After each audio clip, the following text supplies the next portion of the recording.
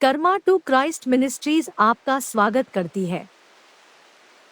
आइए हम परमेश्वर के वचन पर चर्चा करें। आज का वार्तालाप का शीर्षक है परमेश्वर की छोटी स्थिर आवाज। आज के बाइबल छंद है एक राजा अध्याय 19 छंद 11-12। उसने कहा, निकलकर यहोवा के सम्मुख पर्वत पर खड़ा हो। और यहोवा पास से होकर चला, और यहोवा के सामने एक बड़ी प्रचंड आंधी से पहाड़ फटने और चट्टानें टूटने लगी। तो भी यहोवा उस आंधी में न था। फिर आंधी के बाद भूईडोल हुआ, तो भी यहोवा उस भूईडोल में न था। फिर भूईडोल के बाद आग दिखाई दी, तो भी यहोवा उस आग में न था। फिर आग के बाद एक दबा हुआ धीमा शब्द सुनाई दिया, तथा यिर्मयाह अध्याय 29 छंद 13। तुम मुझे ढूंढोगे और पाओगे भी, क्योंकि तुम अपने संपूर्ण मन से मेरे पास आओगे। आप परमेश्वर की आवाज सुनने के लिए कहाँ जाते हैं? क्या आप उसे बिल्कुल सुनते हैं? क्या वह हमसे बात करता है? परमेश्वर हमसे बात करने के लिए कई तरीकों का इस्तेमाल करता है। वह बाइबल, उपदेशों, भविष्यवाणियों, भाइयों और बहनों को विश्वास, भजनों और स्तोत्र और घटनाओं का उपयोग करता है, जिनका हम दैनिक आधार पर सामना करते हैं। लेकिन शायद परमेश्वर की ओर से सबसे महत्वपूर्ण और अंतरंग संदेश वह है जब हम उसके साथ पूरी तरह से अकेले हैं, उसके बोलने की प्रतीक्षा कर रहे हैं। जैसा कि हम पढ़ चुके हैं, एलिय्याह नबी परमेश्वर से सुनना चाहता था। ईश्वर न तो तूफान में था, न भूकंप में, न आग में, बल्कि एक छोटी सी आवाज में जो उसे फुसफुसाती थी। एलिय्याह की तरह हमें यह जानने के लिए कि परमेश्वर हमें क्या बताना चाहता है, बड़े प्रदर्शन, चमकदार रोशनी और चमत्कारी अभिव्यक्तियों की अपेक्षा करना बंद कर देना चाहिए।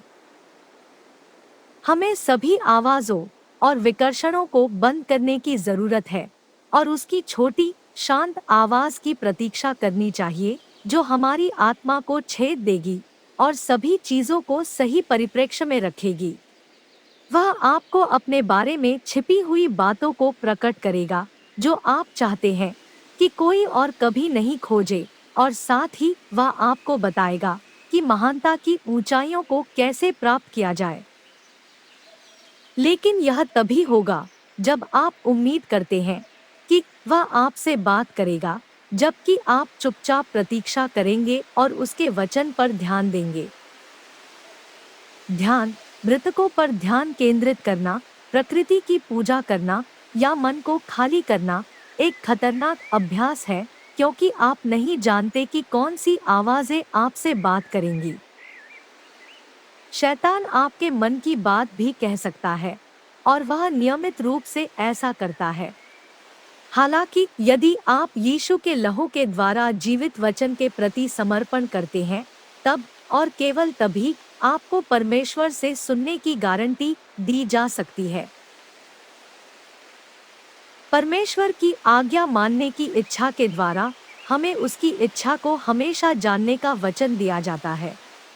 परमेश्वर के कहने का यही अर्थ है कि जब हम उसे पूरे मन से खोजेंगे, तब हम उसे पाएंगे।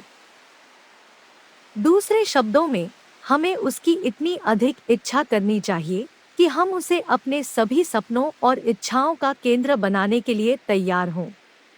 यदि शैतान परमेश्वर की आवाज की नकल करने की कोशिश करता है, तो आप उसे पहचान लेंगे, क्योंकि आप परमेश्वर के वचन पर ध्यान करने के आदी हैं। इसलिए उसके वचन के द्वारा उसके साथ अकेले समय बिताना सीखें। आइए प्रार्थना करते हैं। स्वर्गीय पिता, आप प्रतिशोध के देवता, सेनाओं के परमेश्वर, अपने लोगों पर प्रकट होने वाले परमेश्वर हैं। हमसे बात करने और अपने वचन के माध्यम से अपने आप को हमारे सामने प्रकट करने के लिए धन्यवाद कि आपने हमें न केवल बनाया और फिर हमें अपने भाग्य पर छोड़ दिया, हमें अपने अच्छे और बुरे विकल्पों के परिणामों के दास बना दिया। आपके साथ व्यक्तिगत संबंध बनाने के लिए, यीशु के माध्यम से एक रास्ता बनाने के लिए धन्यवाद। क्रूस पर बलिदान के माध्यम से हमें आपसे अनंत अलगाव से बचाने के लिए धन्यवाद। हमें आवश्यक उत्तरों को खोजने के लिए आप अपनी आवाज पर प्रतीक्षा करना सीखने में हमारी सहायता करें। हम चाहते हैं कि आप हमें सुनाई देने वाली अन्य सभी आवाज़ों से अपनी आवाज़ पहचानने में हमारी मदद करें। हम उन सभी झूठों को खारिज करते हैं जो हमसे बोल रहे हैं, जो आपके बोलने के विपरीत है। हमें उन आत्माओं से मुक्त करें जिन्हें हमने खाली ध्यान के माध्यम से अपने मन में प्रवेश करने की अनुमति दी है, और हमें आपके वचन के ज्ञान से भर दे। यीशु के पराक्रमी नाम में आमीन।